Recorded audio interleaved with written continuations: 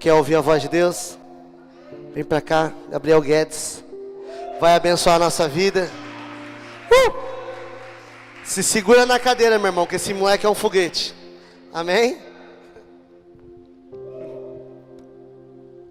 Boa noite, irmãos. Vocês estão felizes? Pode sentar, tá? Eu vou fazer uma oração antes de começar. Eu queria que vocês me acompanhassem também. Entenda que vocês estão em casa e Deus quer falar com vocês ainda hoje, amém?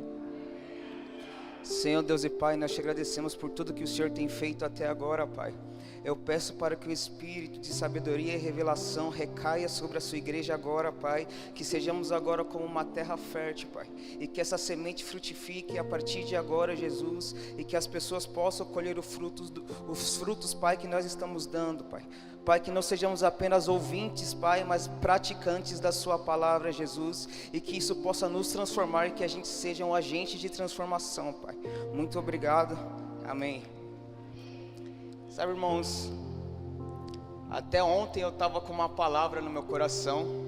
Eu ia falar sobre fé. Eu ganhei um chocolate hoje, gente. Eu ia falar sobre fé. E Deus hoje, pela manhã, quando eu estava pensando, matutando na cabeça sobre o que eu ia falar ainda, Deus falou para eu falar sobre conhecimento de Deus, conhecer Jesus.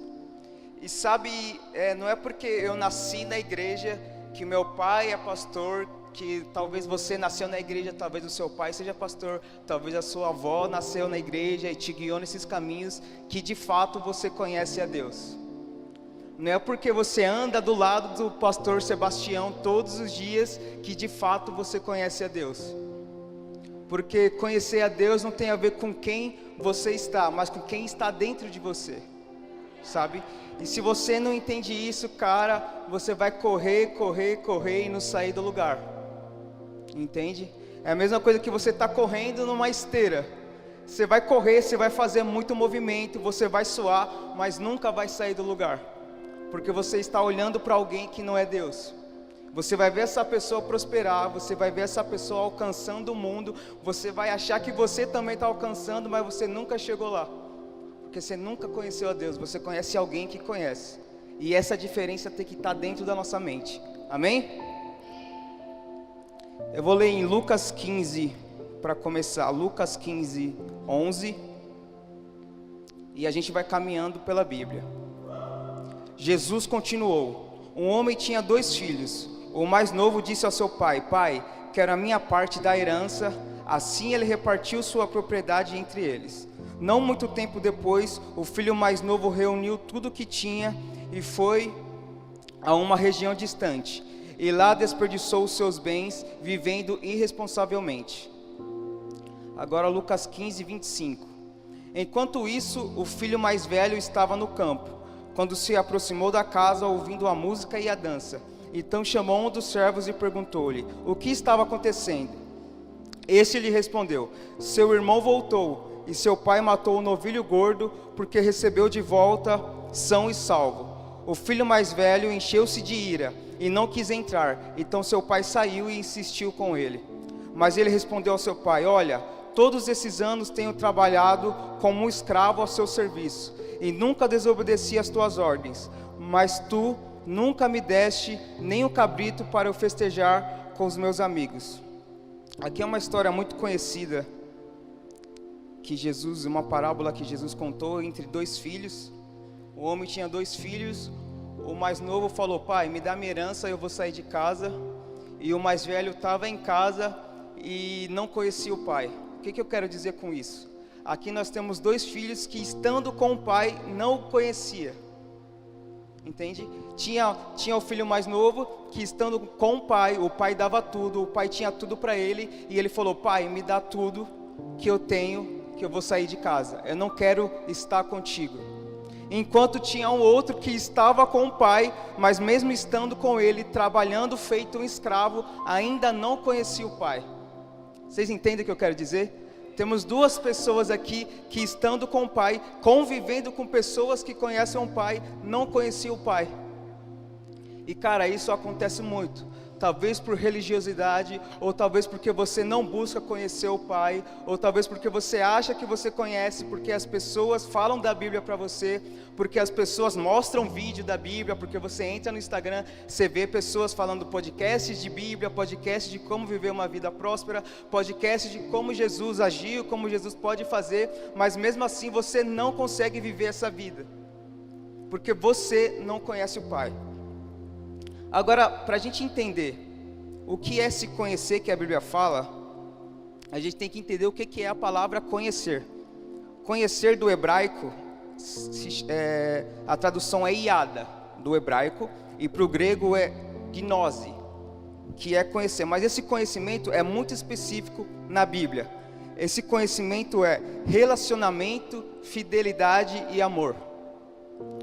Conhecimento não é eu pegar Jesus, colocar numa maca e começar a estudar Jesus. Conhecimento é eu falar: Jesus, saia da maca e me fale sobre você. Isso é conhecer. É você ouvir a voz de Jesus.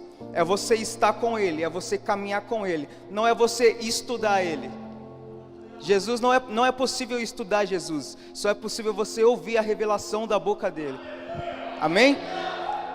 E é preciso que a gente tenha isso em mente. O que é conhecer? Conhecer é iada, conhecer é relacionamento. Um relacionamento íntimo. Não é um relacionamento de você falar oi, bom dia, não. É um relacionamento de todo dia você estar buscando, de todo dia você querer saber o que Ele tem para dizer para esse novo dia. Amém? E isso é conhecer. Agora a gente vai caminhar pela Bíblia em alguns versículos que fala sobre esse conhecer iada, esse conhecer de intimidade. João 17:3 diz assim: e a vida eterna é esta, que te conheçam a ti só, por único Deus verdadeiro, e a Jesus Cristo, a quem enviaste. Se a gente fosse traduzir, e a vida eterna é essa, que sejam íntimos de você, a ti só, por único Deus verdadeiro, e a Jesus Cristo, a quem enviaste. Esse conhecer, cara, eu preciso que vocês entendam que quando eu entendo esse conhecer iada, a sua vida muda. Uma chave na sua cabeça se transforma e tudo aquilo que você pode ter estudado um dia antes se torna vida em você. Se torna uma verdade e de você começa a fluir essa verdade. E continuando em João 8:32. E conhecereis a verdade, e a verdade vos libertará. Não é você ouvir a verdade, é você ter intimidade com essa verdade, e essa intimidade que você tem te liberta. Amém? Mateus 7:21. Nem todo aquele que me diz Senhor, Senhor, entrará no reino dos céus, mas apenas aquele que faz a vontade de meu Pai que estás nos céus. Muitos me dirão naquele dia: Senhor, Senhor, não profetizamos nós em teu nome não expulsamos demônios, e não realizamos muitos milagres? Então eu lhes direi claramente: nunca os conheci. Afastem-se de mim, vocês que praticam o mal. Vocês percebem que você pode profetizar em nome de Jesus, você pode pregar, você pode adorar, e mesmo assim você não tem intimidade com Ele? Vocês percebem que aqui Jesus falando, mesmo assim, vocês profetizando, vocês falando em meu nome, eu não vos conheço, eu não tenho intimidade com vocês, vocês não se relacionam comigo. E cara, se você que está sentado aí, às vezes acha que você conhece a Deus, e você conhece a Deus por ouvir falar, ou porque você veio em algum lugar, que isso mude a partir de hoje, e eu te garanto, que a vida vai fluir de você quando você conhece Ele intimamente. Gálatas 5:22. Mas o fruto do Espírito é amor, gozo, paz, longanimidade, benignidade, bondade, fé, mansidão e temperança. Contra essas coisas não há lei. E os que são de Cristo crucificaram a carne com as suas paixões e concupiscências. Se vivemos em espírito, andemos também em espírito. Agora, como que eu sei que eu conheço a Cristo? Eu estou falando para vocês que conhecer a Cristo é você ter intimidade com Ele. Agora, como que eu sei que eu tenho intimidade com Ele? Primeiramente, a gente tem que declarar que Ele é o nosso Salvador. Fé. Eu acredito que Jesus existe, que Ele mudou minha vida, que eu sou uma nova criatura, agora Ele passa a viver dentro de mim. Amém? Primeiro passo. Segundo passo, andar em espírito.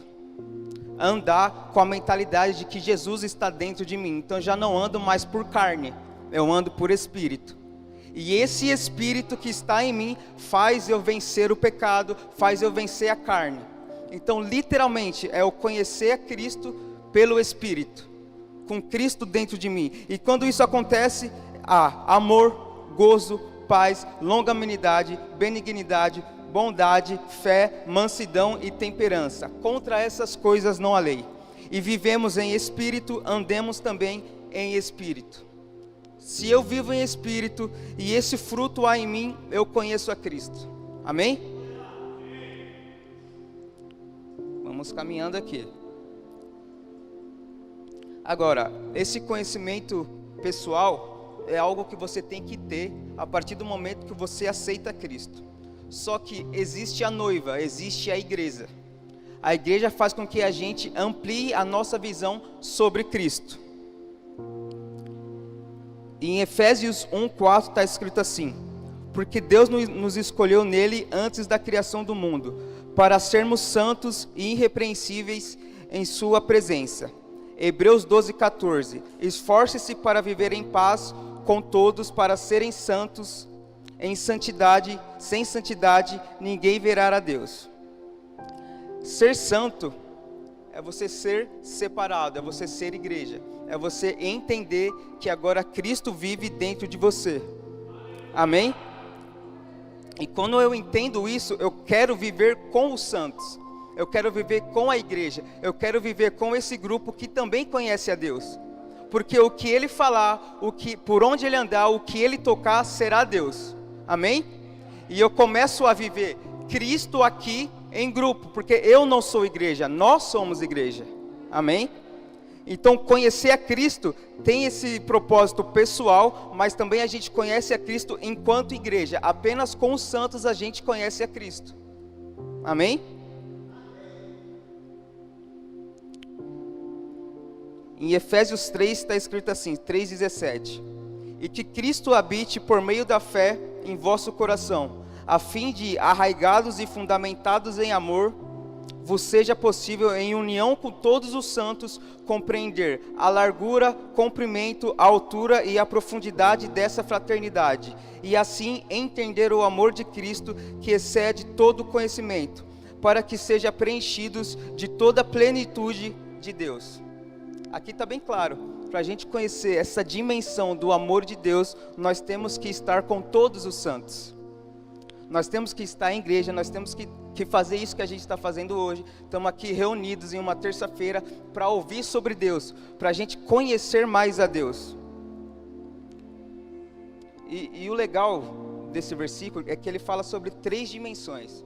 Por exemplo, aqui está o meu computador. Vocês conseguem ver o que está na tela do meu computador? Não. Eu consigo ver o que está atrás da tela do meu computador? Não. Como que a gente consegue compreender as 3 dimensões desse computador? Se vocês falarem para mim o que tem aqui, e se eu falar para vocês o que tem aqui. E juntos a gente conhece a plenitude desse computador. Amém? E isso é igreja. Nós temos os 5 ministérios trabalhando, e nós juntos vamos conhecer essa plenitude do amor de Deus. Eu não sei vocês, mas eu acho isso muito louco.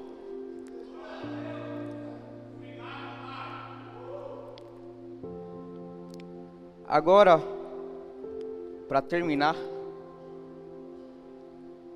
deixa eu achar aqui.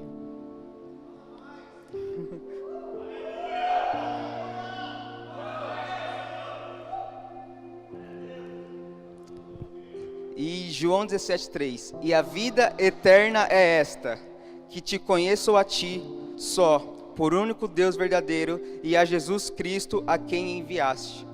Cara, o nosso propósito de vida é conhecer Cristo eternamente. Não tem nada que você possa acrescentar que seja melhor que isso. Conhecer a Cristo eternamente. E Ele é tão grande que a gente precisa da eternidade para conhecer Ele. Amém? Então a gente precisa desse senso de conhecimento e esse senso de eternidade dentro de nós. para que a gente possa viver em um ambiente sobrenatural, em um ambiente eterno. Porque essa é a vida que Jesus nos oferece, essa é a vida que Jesus nos dá quando a gente entende que Ele morreu por nós, que nós somos a justiça. Então, a verdade é que conhecer a Deus é o nosso propósito de vida.